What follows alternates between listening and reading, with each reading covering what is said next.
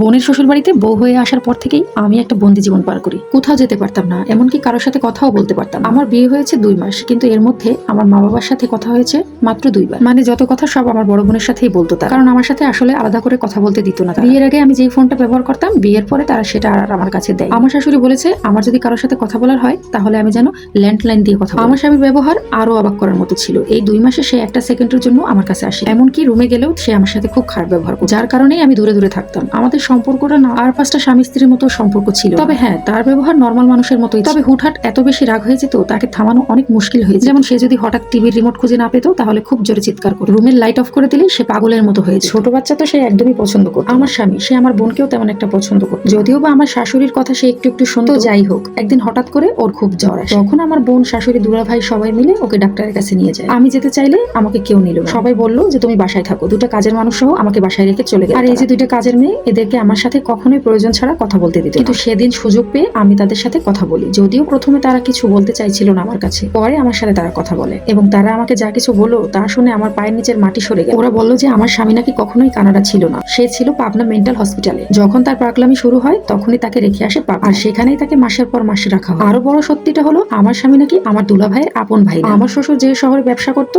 সেখানকার এক কর্মচারীকে নাকি তিনি বিয়ে করেছেন, আর সেই বউয়ের সন্তানই আমার স্বামী। যখন আমার শাশুড়ি এই বিষয়গুলো জানতে পারে তখন থেকেই তাদের উপরে বিভিন্ন ধরনের ব্ল্যাক ম্যাজিক করা শুরু করে দেয়। ধীরে ধীরে আমার শ্বশুর ওই মহিলার কাছ থেকে সরে আসে। তাবিজ কবজ ছিল তার একমাত্র কাজ। তখন আমার স্বামী আমার শাশুড়ির গর্ভে ছিল, আর এই কারণেই নাকি আজকে আমার স্বামীর এই অবস্থা। সে এখন মানসিক রোগী হয়ে গিয়েছে। আমার আপন শাশুড়ি যখন পৃথিবী থেকে চলে যায় তখন আমার শ্বশুর আমার স্বামীকে আমার বর্তমান শাশুড়ির হাতে তুলে দেয়, তাকে লালন পালন করার জন্য। কিন্তু তখন আমার এই শাশুড়ি অস্বীকার করে যে উনি সতীনের ছেলের মা হতে পারবেন না। আমার শ্বশুর তখন বলে যে আমি আমার সম্পত্তির অর্ধেক লিখে দেবো আমার এই ছোট ছেলের নামে, যদি তুমি ওকে না রাখো। তারপরেও আমার শাশুড়ি রাজি হয়নি। 12 বছর পর্যন্ত আমার স্বামী তার ফুপুর কাছেই বড় হয়। কিন্তু যখন কিনা আমার শাশুড়ি বুঝতে পারলো যে আমার স্বামী আর কখনোই সুস্থ হবে না, তখন আমার শাশুড়ি আমার স্বামীকে গিয়ে নিয়ে আসে। আমরা সবাই এখন যে বাড়িতে আছি এই বাড়িটা মূলত আমার স্বামীর নামেই, আর মূলত এই বাড়িটার জন্যই আমার জীবনটা নষ্ট করা। মানে আমার বোন তার স্বামী আর শাশুড়ির সাথে মিলে আমাকে তার দেবরের বউ করে নিয়ে এসেছে। কারণ অন্য বাড়ির বউ হলে তাদের বিরুদ্ধে চলে যাবে, আমাকে যেভাবে বলবে আমি নাকি সেইভাবেই চলবো। এই জন্যই আমাকে তাদের বাড়ির বউ করে নিয়ে আসে। এসব কথা শুনে আমি আমার বাবাকে ফোন দিয়ে বলে দিই সব কথা। আমার বোনরা হসপিটাল থেকে আসার আগেই আমার বাবা মা চলে এসেছে এই বাড়িতে। আমার মা বাবা আসার কিছুক্ষণ পর আমার শাশুড়ি তারা সবাই চলে আসে, কিন্তু তারা আমার স্বামীকে রেখে আসে। মানে তারা আবার সেই পাবনা হসপিটালেই রেখে আসে। আমার বোন বাসায় ঢোকার পর আমার বাবা একটা থাপ্পড় দেয় আমার। এদিকে আমার বোনও বাবার সাথে খুব বাজে ব্যবহার। আসলে টাকাই মানুষকে একদম নিচে নামিয়ে ফেলে। সেই সময় আমি বলি